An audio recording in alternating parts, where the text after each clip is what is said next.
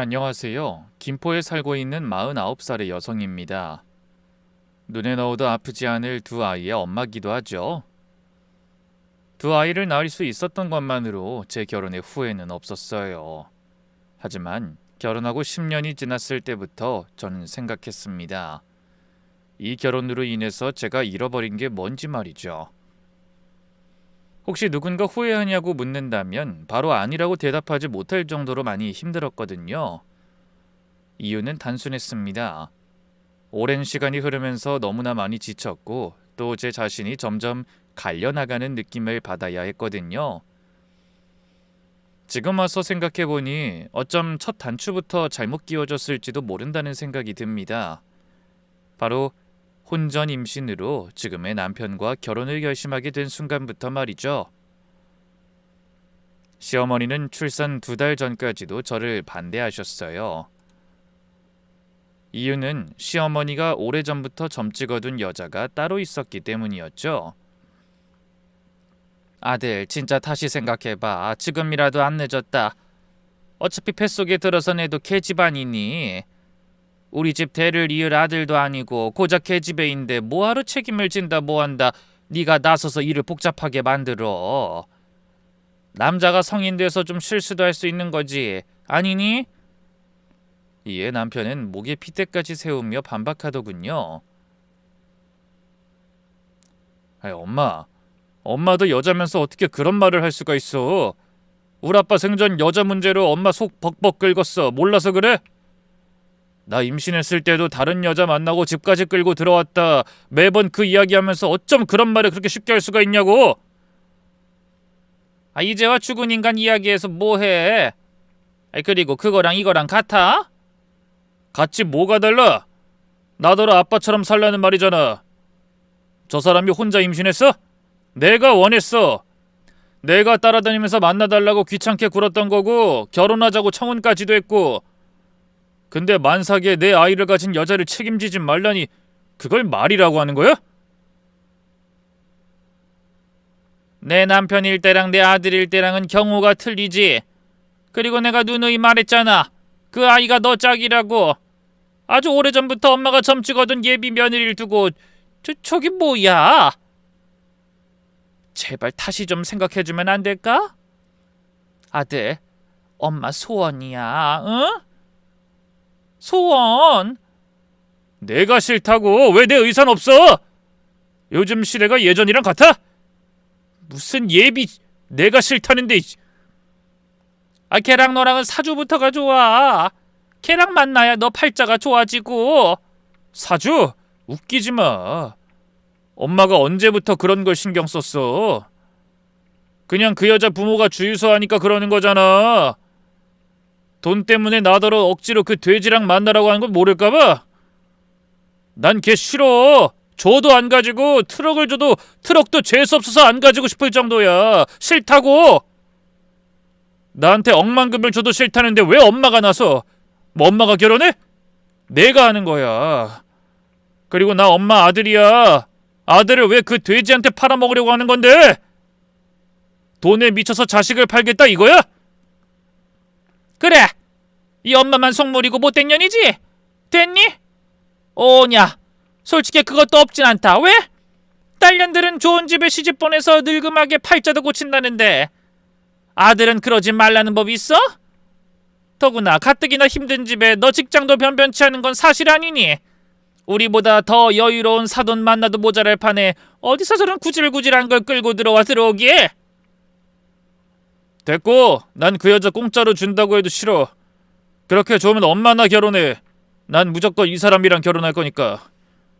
이제 더는 안 기다려. 이제 나도 한계야. 엄마 설득하기도 지치고 지겨워. 정 그렇게 그 여자랑 결혼시키고 싶으면 엄마가 해. 안 돼, 안 돼. 그 여자랑 결혼을 해야 너나 나나 이 가난 벗어나는 거야. 가난한 것끼리 만나서 더 가난해지기만 하고 가난 지겹지도 않니? 됐어. 이럴 거면 우리 차라리 보지 말자. 더는 엄마 그 속물근성에 내가 못 살겠으니까. 남편은 실제로도 그 일로 시어머니와 아예 연락을 끊어버렸습니다. 그런데 문제는 그게 전부가 아니었죠. 저희 집 역시도 제 결혼을 달가워한 건 아니었기 때문입니다. 가난한 형편의 일남 삼녀 중 첫째였던 저는 집안의 가장이나 다름없었어요. 첫째 딸이 살림 미천이라는 말을 치가 떨리게 싫었지만 그럼에도 동생들 뒷바라지 다 했을 정도로 저는 헌신적이었습니다. 어떻게든 가난을 벗어나 보겠다고 매일 치열하게 살았고요. 그러니 제 결혼만큼은 제 뜻대로 하게 해줄 줄 알았습니다. 크게 도와주진 못하더라도 제 앞날 정도는 축복해 주리라고 믿었죠. 하지만 생각과는 달리 저희 아버지는 시어머니보다 더 반대가 심했습니다. 미혼모? 그런 거 요즘 세상엔 흠도 아니야. 나랑 너희 엄마가 다 알아서 책임질 테니까 결혼은 다시 생각해보면 좋겠다. 아빠 왜 그래? 도대체 뭐가 문제인데? 그 사람 나보다 훨씬 잘난 사람이야. 형편이 좋진 않아도 적어도 우리 집처럼 줄줄이 식구 딸린 집도 아니고 대학도 나왔어. 그깟 대학? 너도 대학 가고도 남을 성적이었어. 돈만 주면 들어가는 대학 나온 게 뭐? 그리고 무엇보다 난 그 인간성이 글러먹었다고 본다. 양가집에서 반대를 한다고 널 임신시켜 결혼 밀어붙이는 놈. 아무리 머리에 든 게 없어도 그건 아니지. 본인 뜻 관철하기 위해서 무슨 짓이든 할 놈이야. 그런 놈한테 내가 널 어떻게 주니?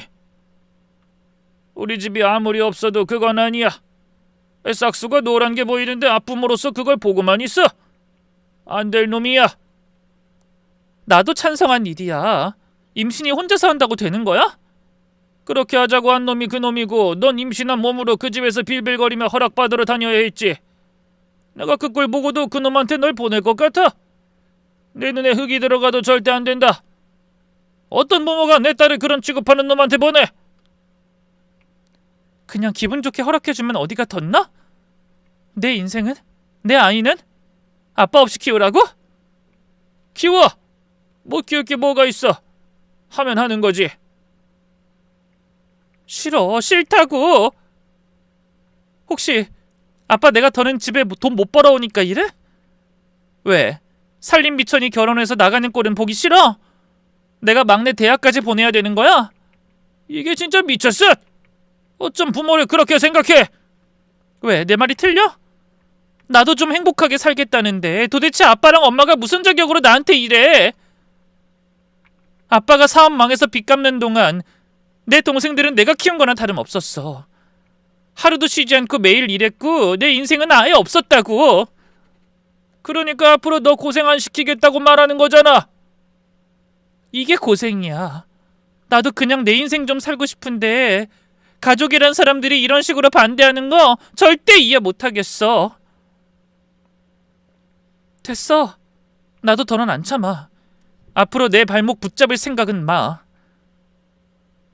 그날 저는 부모님에게 절연을 선언하기까지 했습니다. 오랜 시간 가족들을 위해 헌신했는데 임신한 딸을 놔주지 않으려는 게 너무 끔찍하게 싫었으니까요. 물론 아버지 말씀이 틀린 건 아니었습니다. 결혼을 하도 반대하니까 남편이 임신부터 하자고 제의한 게 맞긴 했거든요. 그럼에도 그땐 그게 옳다고 생각했죠. 젊은 열기에 우린 양가 집안의 반대에도 불구하고 둘만의 결혼식을 올렸습니다. 그렇게 10년은 나름 행복하게 살았죠. 서로 삐걱거리고 아이 돌본다고 힘든 시간도 많았지만 그것조차 행복이었던 시절이었습니다. 하지만 시어머니가 다시 왕래를 하면서부터 상황이 최악으로 흐르기 시작하더군요. 초반에는 명절에나 보던 수준이었지만 어느 순간 시어머니는 저희 집에서 많은 시간을 보내기 시작했던 겁니다. 하루 이틀은 일주일이 되고 일주일은 또 한 달이 되더군요. 그러다 아이들 학교에 입학할 무렵부터 제가 일을 시작했는데 하루는 돌아오니 온 집안이 쑥대밭이 되어 있었죠. 제 옷은 전부 거실로 나와 있었고 저희 애들 책도 여기저기 널브러져 있는 상태였어요. 어머님, 이게 무슨 일이에요? 제 옷이 왜 다 거실에... 아, 그거? 내가 좀 바꿔봤다. 아이, 가뜩이나 집도 좁아 죽겠는데 어디 하나 내 물건 놓을 곳이 있어야지. 애들 방은 저쪽으로 해놨고 너희 둘은 저쪽 방 쓰면 되겠네. 거실에 있는 건 너가 알아서 정리해라. 너무 무리했더니 난 좀 누우려고. 그게 무슨 말씀이세요? 애들 방을 어디로 했다고요? 왜 못 알아먹은 척을 하니? 왜? 뭐 설마 불쾌하니? 집안의 어른이 안방 쓰는 건 당연한 건데 아직도 배치를 이렇게 해두기에 내가 힘 좀 썼어. 왜? 저는 너무 당황해서 말까지 더듬었어요. 아니 어머님, 여기서 병원 좀 다니시는 게 전부인데 무엇보다 애들은 방을 따로 쓰고 있는데 갑자기 애들 방을 합치고 저희들의 애들 방에 들어가라는 건가요? 심지어 애들 방을 갑자기 합치는 법이 어딨어요? 걔집 애들 방 합친 건데 뭐 그렇게 유난을 떨어? 다 큰 애들도 아니고 겨우 초등학교 다니는 애들이 따로 방이 왜 필요해? 또 애들이니까 작은 방 쓰라는 거고. 그럼 늙은 이 시애미가 여기 올 때마다 저 좁아터진 애들 방에 기어들어가 눈치 봐야 하는 거니? 어머님, 너도 그러는 거 아니다. 그 푸른 배를 가지고 우리 집에 밀고 들어와서 내 아들 뺏어가 놓고도 양심이 있어야 하는 거 아니니? 걔집애가 부끄러운 줄도 모르고. 나 무려 10년이나 내 아들 얼굴도 제대로 못 보고 살았어. 너 때문에 둘도 없는 우리 사이 멀어졌고. 그래서 내가 이제라도 좀 가까워져 보겠다고 이렇게 먼 거리 올라와서 고생하고 있는데 따뜻한 안방 내어주고 좀 불편한 것도 못 참아? 참 독하고 모질기도 하지. 그러니 천륜을 끊어내지. 아니 아무리 그래도 어머님은 잠깐 오시는 거잖아요. 그럼 적어도 애들 방은 이렇게 하시면 안 되는 거죠. 애들이 얼마나 놀라겠어요. 네 새끼 귀한 줄 알면 내 마음도 잘 알겠구나. 그리고 말이 나왔으니 하는 말인데 이제 나 잠깐 올 거 아니고 시골집 다 정리하고 여기서 내 아들 곁에 있을 생각이다. 시골이라 집이 팔릴진 모르겠지만 추후에 살림에 보태기에 내가 힘 좀 쓰마. 그러니까 앞으로 왈가왈부하지 말고 내가 하라는 거나 잘해. 안방은 싹 비워놨으니 가서 좀 치우고. 그때 제 심정은 솔직히 비명이라도 지르고 싶었습니다. 병원을 핑계로 고작 이틀을 머물면서도 제게 분풀이는 다 하시던 분이 저희 시어머니였어요. 남편이 출근하고 없을 때면 저를 수시로 구박했고 남편이 퇴근하고 돌아오면 눈물을 찍어내며 저를 욕하셨죠. 하나밖에 없는 아들과 인연까지 끊게 만든 죄인 취급하시면서 말입니다. 하지만 그것보다 더 서러운 것은 남편이 그런 자신의 어머니 편을 들었다는 거였어요. 저와 다툼도 많아졌죠. 당신 우리 엄마한테 좀 잘할 수 없어? 설마 아직도 예전에 반대했던 일로 꽁한 거야? 무슨 말 하는 거야? 내가 왜 꽁해? 그리고 이것보다 뭘 더 잘해? 더 잘해야지. 막말로 우리 둘의 고집 때문에 10년을 못 봤어. 나 엄마랑 다시 보기 시작했을 때 엄마 모습 보고 얼마나 놀랐는지 알아? 얼마나 마음고생하셨으면 저렇게.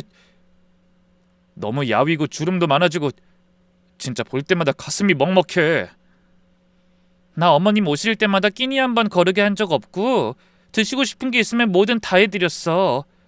병원 오갈 때 데려다 드리고 모시러 가고 내가 직접 다 했고. 근데 이것보다 뭘 더 잘하라는 거야? 애초에 어머님이 그냥 내가 싫으신 건데 어쩌라고. 더 잘하면 좋아하시겠지. 너는 왜 노력도 안 해? 당신 어쩜 말을 그렇게 해?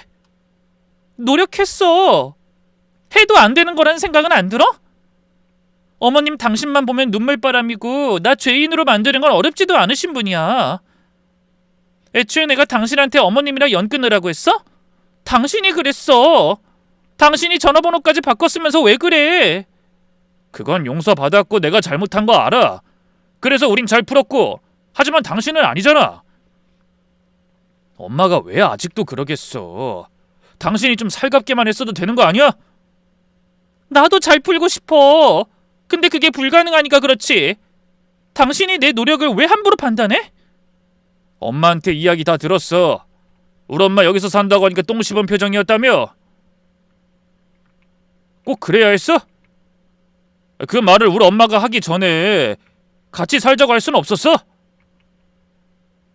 당신 이것밖에 안 되는 사람이야? 참 모질다, 당신이란 여자. 그래서 자기 부모랑 연 끊고 사나봐. 여보! 됐고, 설마 당신이 부모랑 연 끊었다고 나까지 그러라고 강요한 건 아니지? 지금 더 이상 나한테 잔소리하면 난 당신이 그런 이상한 사람이라고 생각할 수밖에 없어. 남편이란 것들은 결혼하고 남의 편이 된다더니 딱 그 짝이었습니다. 애초에 시어머니와 인연을 끊겠다고 전화번호까지 바꾼 건 남편이었어요. 오로지 그 주유수집 외동딸과 엮이기 싫었기 때문이었고요. 젊은 시절부터 뚱뚱한 여자라면 질색을 하던 사람이 저희 남편이었습니다. 자기 관리도 못하고 식욕도 다스리지 못하는 건 인간도 아니라고 했죠. 하필이면 남편이 가장 혐오하는 그 여자가 남편이 좋다며 쫓아다녔으니 마주치기도 싫다면서 도망친 방법이 절연이었고요. 그래놓고 갑자기 모든 걸 제 탓을 하니 기가 막힐 노릇이었죠. 물론 세월이 흐른 뒤 부모님의 모습을 보는 게 마음 아파서 그런다는 걸 모르진 않습니다. 충분히 이해도 됐고요. 하지만 남편이 갑자기 태도를 바꾼 건 그게 전부가 아니었죠. 바로 돈 때문이었습니다. 우리 아들 엄마가 차 바꿔줄까? 요즘 누가 저런 똥차를 끌고 다니니? 엄마, 지금 그 말 진심이야? 엄마가 돈이 어디 있어서? 아니, 생각해보니 저번에도 돈 주고 나 카드값도 대신 내주고 도대체 뭔데? 엄마 로또라도 맞았어? 로또는 무슨, 내가 그런 돈 있으면 당장 이 좁아터진 집부터 바꿨지. 근데 뭐야, 어디서 돈 난 건데? 엄마 혹시 무슨 다단계 같은 거 하는 건 아니지? 아님 뭐 집 팔았어? 근데 그거 팔아도 얼마 안 될 텐데. 아니야, 그 엄마가 그 모은 돈이 좀 있어서 그래. 집은 아직 안 팔렸지만. 아니, 얼마나 모았다고 차를 바꿔줘? 반일 그거 나가서 얼마나 번다고? 엄마가 10년 동안 가만히 있었겠어? 땅도 좀 사고 이것저것 투자도 좀 하고 그래서 여유가 있어서 그래. 왜, 못 믿어? 그럼 차 바꿔주지 말까? 취소해? 아니야, 엄마. 믿어. 내가 왜 엄마를 안 믿어? 무조건 믿지. 고마워, 엄마. 남편은 좋다고 실실거렸고 실제로 얼마 안 가서 신차를 받아냈죠. 그 이후로는 시어머니가 뭐라고 하던 무조건 시어머니 말을 따랐고요. 더구나 그게 전부는 아니었습니다. 하루는 남편이 못 보던 시계까지 차고 있었고 제가 물어보니 저를 무시하듯 대꾸했죠. 당신이 브랜드 뭐라고 하면 알긴 알아? 우리 엄마가 사줬어, 엄마가. 됐냐? 누가 뭐라 그랬어? 그냥 못 보던 시계네라고 말한 걸로 왜 말을 그렇게까지 해? 그게 그 말이잖아. 여자들 보면 말 돌리고 빙빙거리면서 비꼬는 거 나도 다 알거든? 내 주제에 어떻게 이런 시계를 차고 있냐, 뭐 그런 소리 아니냐고. 난 그런 뜻으로 말한 거 아니야. 내가 언제 뭘 비꼬면서 말했다고 그래. 저는 답답함에 그런 남편을 잡고 이어 말했습니다. 당신 정말 요즘 왜 이래? 나한테 툭하면 시비 걸고 요즘에 집에 거의 있지도 않고 도대체 왜 이러는 건데? 내가 뭐 당신한테 잘못이라도 한 거야? 설령 그렇다고 하더라도 애들한테 따뜻한 말이라도 한마디 해줘야지. 애들 머리 한 번을 쓰다듬어 주지 않고 있잖아 요즘. 그냥 바쁘니까 그렇지. 바빠? 뭐가? 퇴근 후에도 바쁘니? 우리 엄마랑 10년이야. 공백이 10년이라고. 모자지간에 시간 좀 가지겠다는데 그 10년 동안 나한테 사랑받고 살았으면 좀 기다려줄 수도 있어야지. 왜 그렇게 보채? 보채는 게 아니라 계속 짜증이잖아. 무슨 말만 하면 어머니한테 잘해라, 똑바로 해라, 지적이나 하고 뭐 좀 하자고 하면 듣지도 않고 알아서 하라고 하질 않나? 지금 우리가 같이 사는 건 맞아? 얼굴 마주하고 이야기도 거의 안 하고 있잖아. 아이 10년 마주보고 이야기했으면 많이 한 거지. 아이 그리고 내가 뭐 틀린 말 했어? 우리 엄마한테 잘해. 어차피 당신은 부모랑도 인연 끊었는데 내 부모다 생각하고 우리 엄마 모시는 게 그렇게 힘드냐? 아이 그리고 입장 바꿔서 당신 부모가 이 정도 했어봐. 너도 나한테 신경 못 쓸걸? 여보! 아, 내 말이 틀려? 당신은 부모 가난해서 버린 거잖아. 지금 그걸 말이라고 하는 거야? 당신도 알면서 어쩜 그런 말을 해? 난 우리 가족을 지키려고 선택한 거야. 뱃속에 있는 아이, 아빠 없는 아이로 키우기 싫어서. 과연 그럴까? 그거 솔직히 핑계잖아. 부자였어도 과연 그랬을까? 난 부자든 아니든 우리 아이를 위해서 그랬던 거야. 아이고, 그러세요? 아주 대단한 모정이네. 비꼬지 마. 그러는 당신은 어머님이 정해준 여자랑 결혼하기 싫어서 절연한 거 아니야? 그리고 가난했던 건 나나 당신이나 다를 거 없는데 왜 자꾸 우리 집 사정을 걸고 넘어져? 다르지. 우리 집은 가난해서 애도 하나만 낳은 거야. 근데 당신 집은 비엔나 소시지처럼 가난한 거 신경도 안 쓰고 줄줄이 나왔잖아. 당신이 동생들 뒷바라지까지 싹 다 하게 만들고, 더구나 난 그럼에도 불구하고 우리 엄마랑 다시 연락하고 살고 나한테 뭐든 다 해주려고 하잖아. 우리 엄마가 나한테 하는 걸 봐라. 당신이랑 나랑은 다르지. 법적으로 가난한 애들은 애를 못 낳게 해야 해. 인간들이 양심이 있어야지. 저는 그때 미치는 줄 알았고 저도 모르게 소리를 질렀죠. 당신이 외동인 건 돌아가신 아버님이 다른 여자랑 만나서 그런 거잖아. 그때였습니다. 시어머니가 들어와 제 뺨을 치더군요. 어디서 감히 내 아들한테 언성을 높이고 내 남편 이야기를 짓거려? 이게 아주 돌았구나. 그래, 이래서 내가 이것이랑 인연 맺겠다고 했을 때 반대한 거지. 그래, 내가 사람 보는 눈은 아주 타고났지. 내가 이것이 이런 생각을 하고 있을 줄 알았어. 어머님, 그게 아니라. 아니긴 뭐가 아니야. 너 속으로 우리 집안 아주 하찮게 보고 있었지? 그래, 내 남편 바람 피워서 이 여자 저 여자 만나고 다녔다. 왜? 그래도 딸년 팔아서 밥 먹고 살아온 거지 같은 너희 집 식구보다는 우리 집이 훨씬 나아. 알아? 망할년. 맞은 건 저였는데 시어머니는 그날 누구보다 크게 울었습니다. 저 때문에 아들이 불행하다고, 역시 결혼을 시키지 말았어야 했다는 말을 하면서 말이죠. 그리고 그날부터 괴롭힘은 더 심해졌고 남편은 아예 저를 무시하기 시작했어요. 심지어 하루는 이런 말도 했죠. 내 친구 중에 성태라고 있거든. 고등학교 중퇴해서 공장에 입사했는데 그 공장의 사장 딸이 좋다고 한 거야. 죽어도 싫다고 하다가 결국 술 먹고 사고 쳐서 어쩔 수 없이 결혼했는데 지금은 팔자 늘어져서 그렇게 잘 산다고 하더라. 친구들 중에 제일 성공한 거지. 여자 얼굴은 10년이면 끝난대. 어차피 늙어서 주름진 얼굴인데 그게 뭐라고 집착을 했는지 모르겠다면서.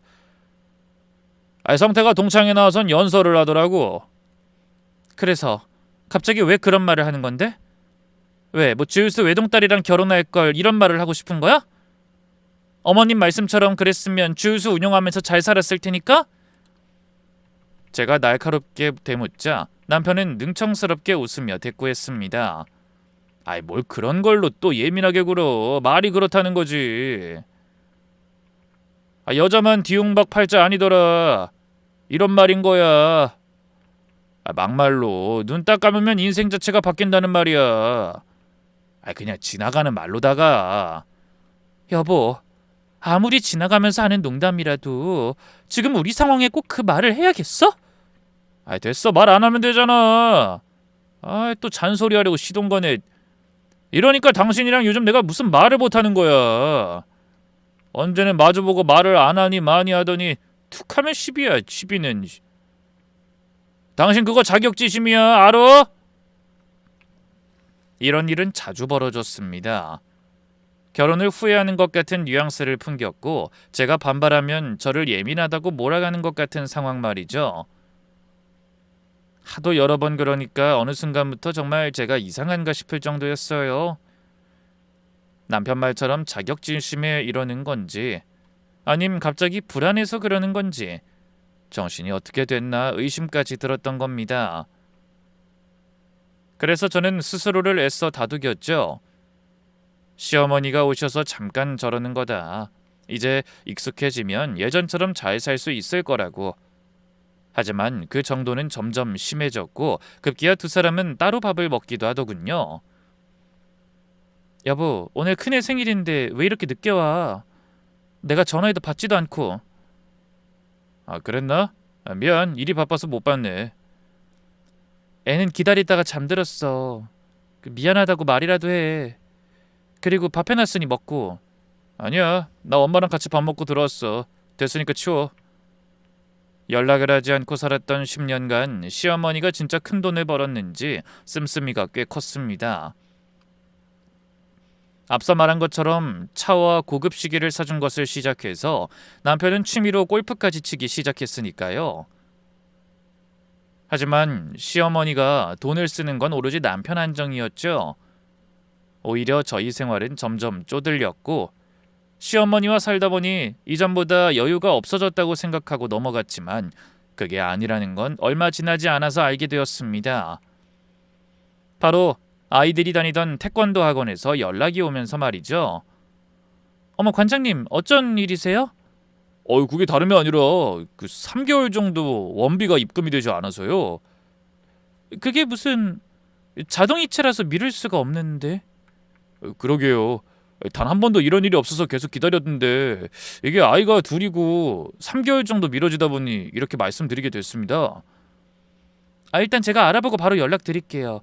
오늘 중으로 입금도 할 거고요. 그리고 그날 알게 됐죠. 남편이 회사를 아예 관뒀다는 사실을 말입니다. 골프 치고 사람들 만나러 다니고 쇼핑 가고 고급차 타고 주말마다 여행을 다닌 게 모두 퇴사를 하게 되면 생긴 여유라는 것도 말이죠. 그것뿐만 아니라 퇴직금도 모두 그런 식으로 탕진했다는 겁니다. 당연히 저는 그 문제를 따지고 들었어요. 당신 이건 해도 너무한 거 아니야? 나한테 말도 안 하고 회사를 왜 관둬? 그리고 퇴직금이 한 푼도 안 남았다는 것도 난 이해를 못하겠어. 도대체 왜 그러는 건데? 당신한텐 미안하긴 한데 난 이러면 안 돼? 뭐? 지금 그게 무슨 의미야? 난 이러고 좀 놀면 안 되냐고. 내가 ATM기야? 돈 벌어오는 로봇이야? 10년 만에 우리 엄마랑 제외해서 효도 삼아 관광도 좀 다니고 맛있는 거 먹으러 다녔는데 그게 죄야? 내가 헛짓거리 한 것도 아니고 이걸로 왜 날 추궁하는지 난 이해가 안 되거든. 당신 애들 아빠야. 책임감이라는 게 없어? 보니까 학원비며 몸에 다 밀렸던데. 좀 안 다니면 어때? 그깟 학원 좀 안 간다고 뭐 크게 달라져? 어차피 결혼하면 부모고 뭐고 끝인 게 딸이야. 어릴 때 뭘 안다고 학원을 매달 보내야 해. 뭐라고? 결혼하면 끝이라니? 당신만 봐도 알잖아. 딸년들 키워봤자 남자의 눈 돌아서 부모 자식 철년도 끊어내는데 내 딸들이 안 그럴 거란 보장 있어? 어차피 투자해도 돌려받지도 못할 거. 당신 진짜 미쳤구나. 내 말이 틀려? 딸들 팔자는 엄마 따라간다고 하잖아. 어쨌든 내가 알아서 다시 취업하고 할 때까진 당신이 알아서 학원에 보내든 말든 해. 나도 좀 쉬자. 내가 이 세상에서 태어나서 아빠로만 살아야 할 필요 없잖아. 나도 내 삶이 있어. 가장이기 이전에 사람이라고. 그때 눈이 반쯤 뒤집혀서 말하는 걸 보니 미친 것 같더라고요. 진짜 미친 게 틀림없었죠. 우리가 결혼해서 아이가 없었으면 모를까 애가 있는 상태에서 자기 인생이 우선이라고 말하는 부모라니. 더구나 저와 결혼하겠다고 했을 때 책임이 어쩌고 그러더니 그 이후로는 가장이라는 말조차도 하지 말라고 했습니다. 가장이란 말이 꼭 자기한테 책임을 강요하는 말처럼 들린다면서 말이에요. 그리고 얼마 안 가서 남편이 왜 그렇게 변했는지 알게 됐죠. 그날은 여느 날과 다름없었습니다. 일이 끝나고 점심을 먹으러 동료와 나왔을 때였어요. 회사 근처 커피숍을 지나가고 있는데 시어머니와 남편 그리고 한 여자가 함께 있는 걸 봤죠. 저는 그 여자를 한 번도 만나본 적이 없는데 딱 보니 알겠더군요. 그 여자가 바로 주유소 외동딸이라는 걸 말입니다.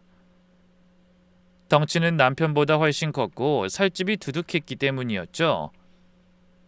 심지어 남편은 그 여자 바로 옆에 앉아 있었고 두 사람은 손까지 잡고 있었습니다. 그때의 충격은 이루 말할 수가 없었어요. 그날 바로 저는 따져 물었죠. 당신 그 여자랑 손잡고 있는 거 다 봤어. 도대체 뭐야? 발뺌할 생각하지 마. 발뺌? 내가 왜? 난 당당해. 지금 장난해? 뭐가 그렇게 당당한데?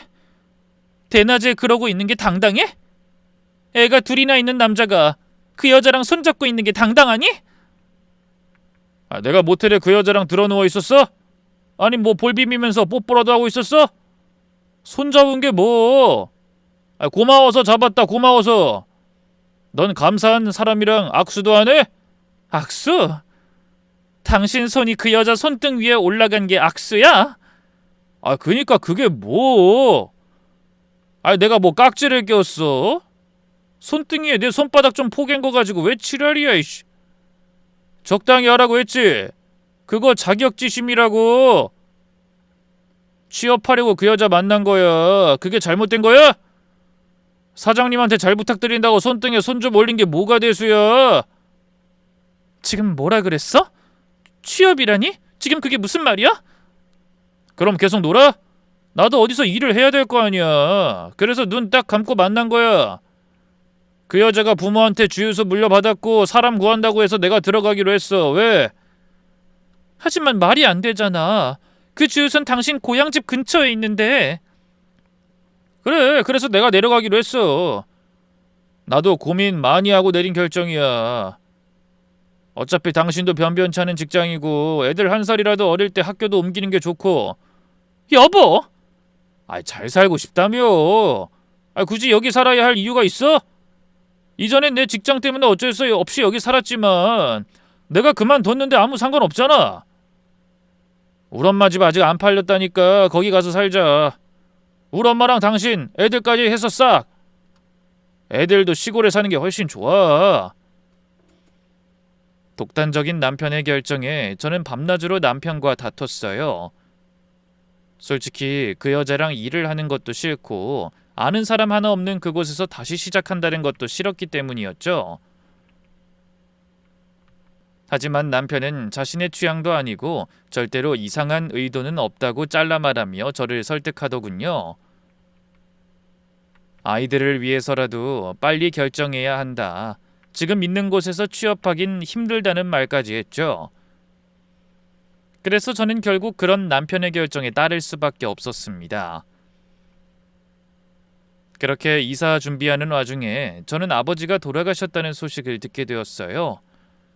그렇게 10년 넘어서 가족들과 조우하게 되었던 겁니다. 나이 차이가 많이 나던 막내를 제외하고는 모두 결혼했더군요. 막내는 절 보자마자 절 꼭 안아줬죠. 언니 진짜로 많이 보고 싶었어. 잘 왔어 언니. 다른 동생들도 어머니도 마찬가지였습니다. 눈물까지 흘리시며 저를 반겨줬죠. 우리 첫째 아픈 곳은 없지? 너 잘 지내고 있었던 거 맞아? 응 엄마 나 잘 지냈어. 그럼 됐다. 그럼 됐어. 솔직히 말하면 당황스러웠어요. 제가 절연을 선언한 것은 맞긴 합니다. 하지만 부모와 자식의 인연을 끊는다는 게 얼마나 어려운지 다들 아실 거예요. 그럼에도 10년이 넘는 시간 동안 연락이 닿지 않았던 건 가족들 모두가 제 연락에 응답하지 않았기 때문이었습니다. 서운하고 서럽고 억울한 마음에 저도 어느 순간부터는 죽었다고 생각하고 살았고요. 헌데 모두가 저를 그리워했고 보고 싶었다고 말하니 당황스러울 수밖에 없었던 거죠. 근데 이야기를 들어보니 그 모든 게 아버지의 뜻이었다고 하더군요. 저와 크게 다툰 그날 가족들을 모아서 이렇게 말했답니다. 이제까지 큰애가 너희나 우리한테 어떻게 했는지 알 거다. 걔는 걔 인생을 갈아서 동생인 너희 키웠고 학비 대줬어. 내 욕심에 그런 놈 안 만났으면 좋겠어서 상처를 주긴 했지만 결코 너희 언니, 누나 인생을 저당 잡으려고 한 건 아니야. 그저 내 딸로, 내 자식으로 더 곁에 있어주면서 못한 부모 노릇이라도 해주고 싶었던 건데 어쨌든 앞으로 우린 너희 언니 그리고 누나를 위해서 앞으로 생길 고생들은 다 참아내고 이겨내야 한다. 큰애를 위해서 걔 인생만 살게 그렇게 해주는 거야. 그게 우리가 그 아이를 위해 할 수 있는 유일한 일이야. 그때부터 가족들은 제게 일부러 연락을 하지 않았던 겁니다. 오로지 저를 위해서요. 자신들의 존재가 제게 짐이라는 생각에 저를 멀리했던 거였죠. 실제로 아버지가 돌아가시기 직전까지도 저를 찾았지만 제게 연락은 하지 말라고 했다고 하더군요. 유언으로는 제게 미안하다는 그 말만 계속 하셨다고 했습니다. 어머닌 제 손을 잡고 이렇게 말했죠. 그 인간 무뚝뚝하고 성질도 불같긴 했지만 그래도 너한테 뭐 하나 못해준 게 평생의 한이었던 사람이야. 너무 미워하지 말거라. 안 미워. 그냥 차라리 연락을 하지 그랬어. 바보야? 너 성격을 우리가 몰라? 연락하면 너도 다시 흔들렸을 거고 우리도 나이 들어 여기저기 아프다는 소리 나왔을 거고 그럼 너 또 우리 가족 때문에 억척스럽게 살아야 했을 거 아니니? 그래서 우리도 독하게 마음 먹은 거야. 너 잠시라도 자유롭게 살아보라고 발목 안 잡으려고 그랬던 거야. 어머니의 말은 제 마음을 더 아프게 만들었어요. 하지만 한편으로는 그 마음이 얼마나 큰 배려였는지 이해가 되었습니다. 그날 울고불고 오랜 시간 만나지 못한 그 시간의 공백을 천천히 채워갔네요. 그렇게 우린 다시 연락을 하면서 지내기로 했죠. 하지만 저희가 이사를 가면서 다시 만날 여유가 완전히 사라지게 되었던 겁니다. 왜냐고요? 시어머니 때문이었죠. 절연했다고 할 땐 언제고 이제 와서 친정에 간다 만다 이러는 거니? 너 자꾸 이런 식이면 우리도 곤란해. 연을 끊었으면 단칼에 끊어야지. 제가 말씀드렸잖아요. 가족끼리 오해가 좀 있었다고요. 제 동생이랑 부모님도 다 저를 위해서 연락을 안 했던 거고 저는 그걸 몰라서 이제까지 만나지 못했던 거라고. 그래, 말 잘했다. 널 위해서 연락을 끊었다면 이젠 널 위하지 않는다는 거니? 그때나 지금이나 가난하긴 똑같을 텐데 다 늙어서 손 좀 벌리겠다는 이유로 너한테 연락하려는 거 아니겠어? 참 양심도 없지. 이제야 제가 좀 꾸리고 사는 애한테 뭘 뜯어내려고. 그런 적 없고 그런 말도 들어보지도 않았어요. 한국말은 끝까지 들어봐야지. 돈 빌려달라는 사람이 만나자마자 돈 달란 소리 하든? 밥은 먹었냐? 이것 좀 먹어봐라. 내가 이것도 주마 저것도 주마. 근데 너 돈 좀 있니? 이렇게 묻는 게 보통이지. 결국 너 꼬여내서 뭐 좀 털어보겠다는 거 아니야. 어머님 무슨 말을 그렇게 하세요? 너도 그러는 거 아니다. 이제까지 너 가족은 우리 아들이랑 애들 아니었어? 근데 갑자기 친정 찾고 그러는 거 웃겨. 무엇보다 너 여기서 돈 따로 버는 것도 아니고 내 아들 혼자 죽어라 일한 돈으로 먹고 사는 주제 이러는 건 양심도 없지. 시골에는 변변한 일자리도 없었고 그나마 밭일을 좀 나가는 정도가 전부였습니다. 남편 돈으로 친정 가지 말란 소리 듣기 싫어서 그거라도 했죠. 하지만 그렇게 해서 돈을 벌어도 시어머니는 좀처럼 저를 친정에 보내려고 하지 않았죠. 제가 친정만 가려고 하면 아프다면서 드러눕거나 별별 이유를 대면서 못 가게 하더군요. 헌데 딱 3년. 저희 어머니가 제게 꼭 주고 싶은 게 있다며 불렀고 저는 무조건 친정에 가겠다는 다짐을 하게 되었던 겁니다. 설득하고 미리 약속도 해보고 했지만 소용이 없었고 남은 방법은 딱 하나, 그냥 몰래 가는 거였죠. 애들 학교 끝나는 시간에 맞춰 학교 앞에서 기다렸다가 두 아이를 데리고 기차에 올랐습니다. 그리고 전화로 이틀 정도 다녀오겠다고 통보한 거고요. 당연히 시어머니는 물론이고 남편까지도 노발대발했지만 저는 아랑곳하지 않았습니다. 문제는 다시 시댁으로 돌아왔을 때 대문이 열리지 않았다는 거죠. 여보, 문 좀 열어. 이 추운 날 뭐하는 짓이야, 열어. 아무리 화가 났어도 애들 내일 학교는 가야지. 이러다 애들 감기 들어. 어? 여보, 내가 잘못했으니까 열라고. 쿵쿵 두드리고 기다리고 한참을 지나도 열리지 않기에 저는 담이라도 넘을 생각이었어요. 그래서 애들이랑 돌을 주어서 낮은 담장에 쌓고 있는데 시어머니가 나오셨죠.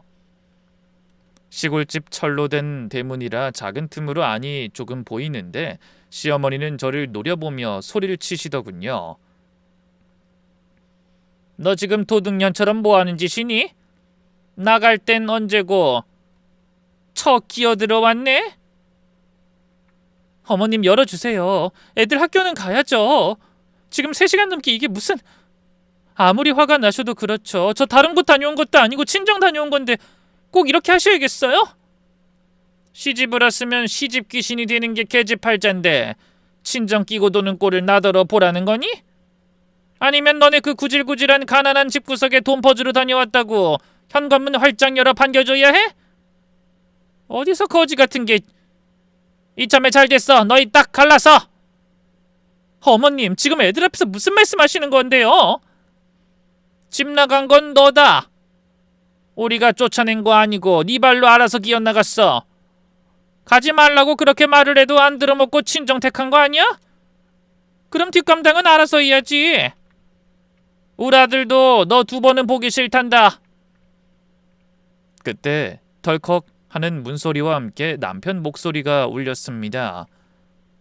우리 엄마 말 틀린 거 하나 없어. 우리 여기까지 하고 갈라서자.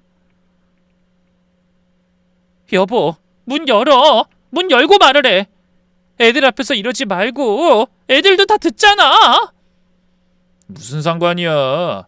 애들 내가 양육할 거 아니고 당신이 데려갈 거잖아. 그리고 애들도 알 거 다 알아. 야, 솔직히 당신도 양심이 있어야지. 나 혼자 벌어서 우리 식구들 먹고 사는데 이제 너네 집까지 나한테 책임지게 할 참이냐? 미쳤냐? 다른 남자들은 여자 잘 만나서 내 나이쯤 되면 집 있고 차 있고 노년 걱정 없이 배 튕기면서 사는데 왜 나만 이 개고생을 해야 하는데? 내가 언제 돈 달라고 했어? 그리고 친정에 돈 준 적 단 한 번도 없잖아. 오히려 어머님한테 들어가는 돈이 더 많으면 많았지. 애들 학원도 용돈도 다 내가 벌어서 보냈고 이제까지 생활비도 내가 거의 다 부담했어. 그러니까 당신이 다 벌어온 것처럼 억지 부리지 마. 그래, 나 능력 없다. 됐냐? 남편 알길 아주 개무시라고. 이래서 남자는 여자를 잘 만나야 된다는 거야. 그래서 나 이젠 제대로 잘 살아보려니까 당신도 당신 인생 살아. 여보, 진짜 이럴 거야? 나 실은 주유소 그 여자랑 잘해볼 생각이야. 저는 처음엔 진짜 잘못 들은 줄 알았습니다. 시집살이 3년. 그 시골까지 내려와 하필이면 그 주유소에서 일을 하는 게 싫었지만 그럼에도 믿었던 건 남편의 대쪽 같은 취향 때문이었어요. 젊었을 때나 나이 들었을 때나 죽어도 하기 싫은 건 안 하는 사람이었기 때문이죠. 실제로 일을 하는 내내 그 여자에 대한 욕을 달고 살았고 역겹다거나 토할 것 같다는 말도 종종 했습니다. 일하는 곳에 갔을 때도 표정이 한결같이 좋지 않았고요. 그게 다 연기였나 하는 생각이 드는 동시에 시어머니가 이렇게 말했습니다. 걔가 생긴 건 좀 그래도 애가 아주 싹싹하고 착해. 능력 있지. 그 아이랑 결혼만 하면 주유소 사장으로 일생을 편안하게 살 텐데 왜 너 같은 애를 택하겠니? 딸만 줄줄이 낳은 무능하고 친정까지 가난한 너 같은 며느리? 줘도 싫다. 이제 우리 아들도 현실을 깨달은 거지. 엄마, 좀 늦긴 했지만 이젠 좀 알겠어. 더는 이렇게는 못 살겠어. 내 한 몸 희생해서 막판 인생은 좀 편하게 살아야지. 애새끼들한테 내 피 쫙쫙 빨리면서 마누라 등살에 돈 벌어서 오는 짓은 더는 못하겠다고. 비위가 약하긴 해도 함 참아보지. 그래, 꾹 참고 버티면 되는 거야. 얼굴이 밥 먹여줘? 토할 것 같은 얼굴에 그 몸뚱이가 꼴 보기 싫어도 어쩌겠어. 어차피 그 몸에 오래 살지도 못할 텐데 한 5년이면 꼴깍 죽지. 걔 심장도 약하다고 하던데 걱정할 것도 없어. 당뇨에 뭐에 병도 많고. 아 진짜? 진짜지? 두 사람은 낄낄거리며 웃었습니다. 순간 온몸에 소름이 끼쳤고 제 곁에 있던 애들 얼굴도 경악으로 바뀌었죠. 애초에 이건 인간도 아니란 생각이 들었고 저 역시도 그때 이혼을 결심했습니다. 물론 아직 어린 두 아이에게 능력도 없는 제가 이혼을 바로 결심하는 건 원래라면 불가능에 가까웠을 거예요. 현실적으로 울고불고 빌면서 애들이라도 받아달라고 부탁해야 할 처지였던 게 사실이었죠. 하지만 전 그러지 않아도 되었습니다. 바로 저희 어머니가 애타게 제게 친정에 와달라는 이유가 그 이유였죠. 실은 애들 데리고 친정에 가니 어머니가 제게 약 4억이 들어있는 통장을 주셨어요. 엄마, 이게 뭐야? 갑자기 이 큰 돈이 어디서 난 거야?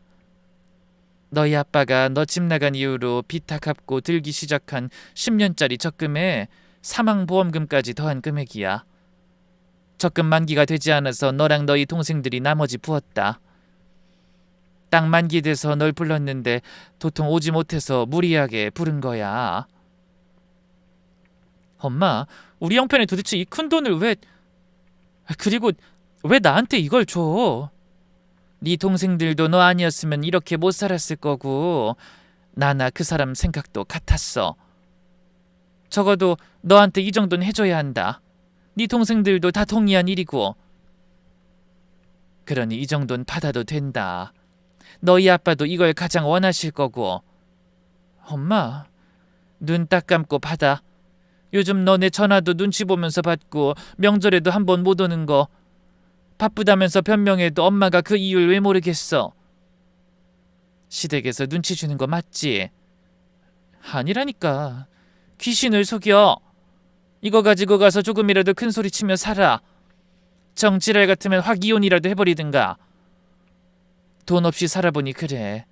내 돈이라고 생각하진 않았지만 돈 좀 모아보니 돈이 있어야 큰 소리도 나오는 거더라.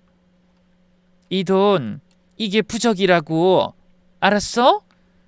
딱 품에 끼고서 눈치 보지 말고 살아. 알았어? 고마워, 엄마. 진짜 너무 고마워. 요즘 사람들은 4억이란 돈이 그리 크게 느껴지지 않을지도 모릅니다.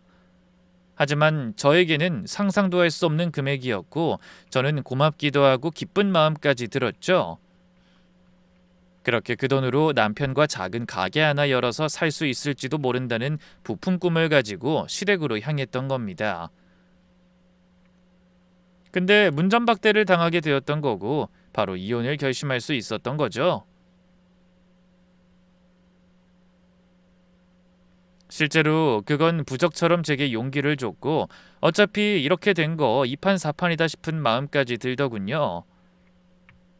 그래서 저는 일단 그 굳게 닫혀있던 현관문을 박살내버렸습니다. 어차피 오래된 철문이라 그리 어렵지도 않았어요.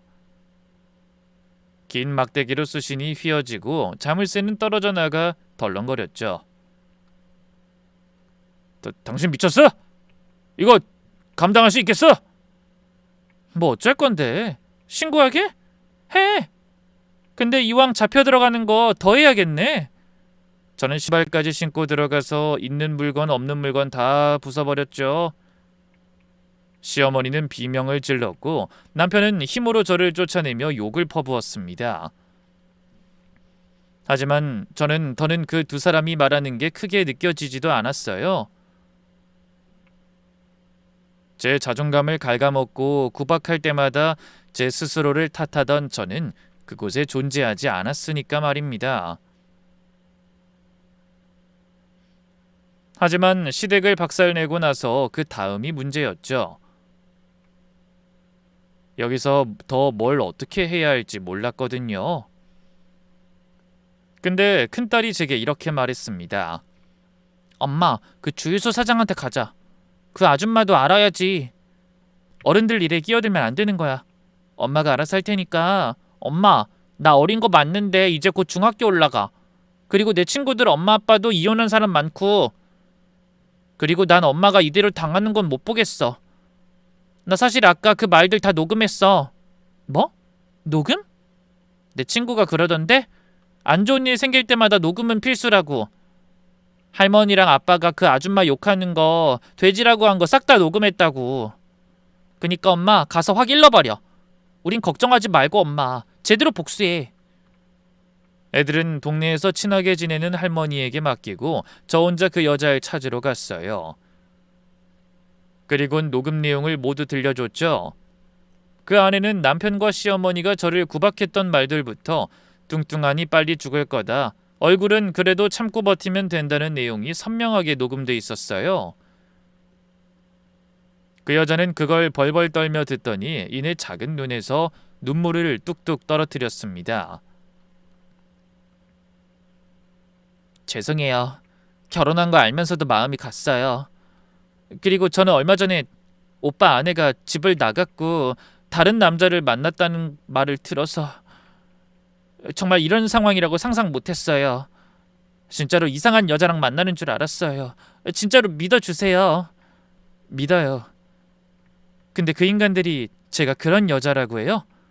여자는 고개를 끄덕였죠. 도박 중독으로 재산 다 날려먹었는데 애들 엄마라서 어쩔 수 없이 같이 산다고. 자기가 빚도 다 갚아줬는데 친정으로 돈 빼돌렸다고요. 어머님은 매번 며느리한테 구박받는다고 하고 툭하면 이혼으로 협박당한다고 힘들다며 우셨어요. 애들을 위해서 꼭 참는다고. 전 그런 오빠랑 어머님이 너무 가여워서 금전적으로 좀 도와줬던 건데. 두 사람을 금전적으로 도와줬다고요? 네, 돈을 좀 빌려줬고 가끔은 카드도 쥐어줬고요. 그 여자가 해준 말들은 더 충격적이었습니다. 팔리지 않아서 가지고 있었다고 했던 시어머니 집도 사실은 그 여자가 주인이라고 했죠. 시어머니가 그 여자에게 돈을 빌릴 때 내어준 담보였다고 하더군요. 그리고 애들이 중학교 올라가면 저와 이혼을 하겠다고 했고 그때부터는 생활비도 지원해줬다고 합니다. 그게 딱 3년이 되었다고 했죠. 여자는 제 앞에서 무릎까지 꿇었습니다. 정말 몰랐다고. 알았다면 절대로 만나지 않았을 거라고요. 일어나세요. 저 괜찮아요. 진짜로 이혼할 거니까요. 원하시면 결혼하셔도 되고요. 아니에요. 저도 싫어요. 너무 무섭고 끔찍한 사람들이에요. 제가 죽길 바라는 거잖아요. 저 가뜩이나 심장도 안 좋은데 이 사람들이랑 살 순 없어요. 사람 마음을 가지고 놀고 이용하고 절대로 용서 못해요. 일단 이혼 얼른 하세요. 제가 당분간은 모른 척 할게요. 뭘 하시려고요? 다 부셔버릴 거예요. 그 인간들 쫓아낼 거예요. 솔직히 제 경우에는 너무 지쳐서 복수할 마음이고 뭐고 아무것도 남아있지 않았습니다. 그저 후회했고 좀 더 빨리 이혼을 선택하지 못한 걸 자책했죠. 저와는 대화를 거부하고 혼자 퇴사를 결심하고 퇴직금을 흥청망청 쓰고 자식들보다는 자신을 위해서 살겠다고 했을 때 이혼했어야 했다는 후회 말입니다. 어쨌든 후회해봤자 바뀌는 건 없으니 일단 이혼을 하자고 했어요. 남편은 우리가 3년 전에 살던 그 빌라를 주겠다며 선심 쓰듯이 말했습니다. 우리가 시골로 내려오면서 대출을 다 못 갚아서 남에게 세를 주고 월세를 받고 있었거든요. 그거 주는 대신에 양육비는 못 줘. 돈이 문제가 아니라 애들 때문에 당신이랑 엮여 있는 거 보기 안 좋잖아. 새 출발하는데 걸림돌도 되고. 아주 대단한 선심 쓰네. 애초에 그 빌라 대출은 내가 거의 다 냈고 지금도 그래. 소송을 해도 당신보단 내가 더 지분이 많고. 그래서 뭐 소송 가자고? 아 짜증나네. 알았어. 협의 이혼하는 대신에 지금 내가 타고 다니는 차도 줄게. 됐냐? 그땐 시어머니가 발끈했죠. 아 왜 다 주겠다고 해? 그 차가 얼마나 비싼데? 어차피 새 차 사달라고 하면 되잖아. 지겹기도 하고 됐어. 그냥 먹고 떨어지라고 해. 소송 가면 피곤해져 엄마. 우리 쉽게 끝내자. 어차피 이혼하기로 한 거.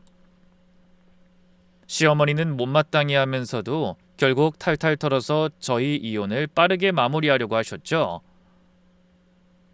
아무래도 시간을 끌다가 혹여나 주유소 여사장에게 전 말을 들킬까봐 무서웠던 것 같았어요. 그렇게 협의 이혼이 단기간에 마무리가 됐고 저는 아예 그 동네를 떠났습니다. 또 남편과 이전에 살던 빌라를 팔고 아파트를 사서 들어갔죠. 그리곤 쭉 시댁의 소식을 듣진 못했습니다. 새로 일자리도 들어가고 큰애가 중학교 올라가면서 정신이 하나도 없었거든요. 헌데 우습게도 바로 얼마 전에 그 인간들이 저를 찾아온 겁니다. 뻔뻔하게 제 딸의 뒤를 밟아서 말이죠. 이곳 근처의 학교에 연락을 다 돌렸다고? 진짜 당신 미쳤어? 남편은 이전과는 달리 수척한 얼굴로 호소했습니다. 딸이 너무 보고 싶어 그랬어. 나도 부모야, 아빠고. 아무리 이혼했다고 하더라도 이렇게까지 연락을 끊어? 아무리 내가 죄인이라고 해도 딸이랑 내 사이까지 막지 말아야지. 시어머니도 이렇게 말했죠. 내 귀한 손녀들 너무 보고 싶어 죽는 줄 알았지 뭐니. 피가 끓는다는 게 이런 거지. 쓸모없는 계집만 줄줄이 사탕이라며 거들떠도 안 보던 시어머니는 억지로 제 두 딸들을 끌어안으려고 했고 가장이라고 부르면 부담스럽다며 인간답게 살겠다던 남편은 세상에 둘도 없는 딸바보처럼 굴더군요. 저는 어이없어서 코웃음 치며 물었죠. 왜 왔어요? 무슨 목적으로 여길 왔냐고요? 실은 여보. 누가 여보야? 왜 왔는지 말 안 하면 경찰 부를 거니까 용건만 말해. 실은 우리 쫓겨났어. 여보, 우리 갈 곳이 없어. 그니까 제발 우리 여기 좀 있게 해주면 안 될까? 아파트도 굉장히 넓어 보이는데 엄마랑 나 지금 당장 갈 곳이 없어서 그래. 돌았니? 우리 이혼했고 이 아파트가 10,000평이라고 해도 당신이랑 어머님이 있을 공간은 한 평도 없을 거니까 헛소리 그만하고 나가. 야, 그래도 우리가 함께 살아온 정이 있지. 이런 식으로 할 거야? 우리 딸들 아빠 없이 키우고 싶어? 당신 진짜 너무 이기적인 거 아니야? 애들한테 아빠를 왜 빼앗아?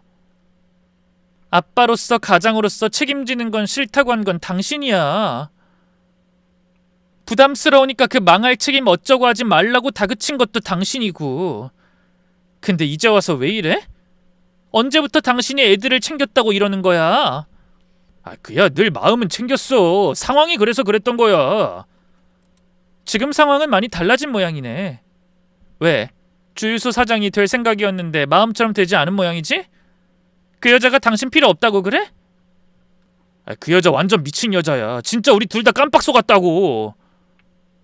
남편은 저와 이혼 후에 바로 그 여자와 결혼하고 살림을 합칠 생각이었는데 그 여자가 슬그머니 결혼을 뒤로 미루며 발을 뺐다고 했습니다. 일을 시키고 부려먹고 심부름에 집안일까지 했다고 하더군요. 시어머니 역시도 굽히고 들어가서 뭐든 해달라는 건 다 해줬답니다. 결혼하려면 자기가 예물도 받고 싶다고 해서 빚을 내어서 보석까지 가져다 바쳤다고 하더군요. 그렇게 한참을 부려먹다가 결혼하기 싫다고 이제 자기한테 빌려간 돈 갚으라면서 안 그럼 집에서도 쫓아내겠다고 압박을 해왔다고 했죠. 당시 이유를 전혀 몰랐던 시어머니와 남편은 그 집에서 안 나가겠다고 버텼고 빚도 갚지 않겠다고 하며 그 여자의 마음을 돌리려고 애를 썼다고 하더군요. 하지만 애초에 복수를 마음먹은 여자는 두 사람을 가지고 놀다가 결국 그 집에서 쫓아내버린 겁니다. 두 사람이 자리를 비운 틈을 타서 아예 건물을 허물어 버렸다고 하더군요. 저는 그 말을 듣고 웃음이 터지는 걸 겨우 참았죠. 한편으로는 대단하다는 생각도 들고 그 성격이 부러울 정도였어요. 일단 급하니까 그 동네 제일 저렴한 집으로 이사 갔지. 근데 그 여자가 동네에 소문까지 쫙 퍼뜨려서 우리 엄마랑 나랑 오늘 소금까지 맞았어. 더는 그 동네 못 산다고. 근데 나도 억울해. 나 진짜 그 여자랑 어떻게 하려고 한 거 아니야. 진짜야. 그러니까 이 핑계 저 핑계 대면서 당신이랑 이혼 안 하고 있었지. 당신은 내 취향 알잖아. 난 마른 여자 아니면 여자로 안 보인단 말이야. 그냥 그 여자 죽으면 주유소 받아서 당신이랑 살려고 한 거야. 믿어주라. 엄마가 억지로 시킨 거라고. 난들 그 여자한테 살랑거리면서 생활비 받아서 쓰고 싶었겠어? 우리가 함께 하려면 어쩔 수 없었다고. 모두 우리를 위해서. 참 기가 찬다. 우리를 위해서?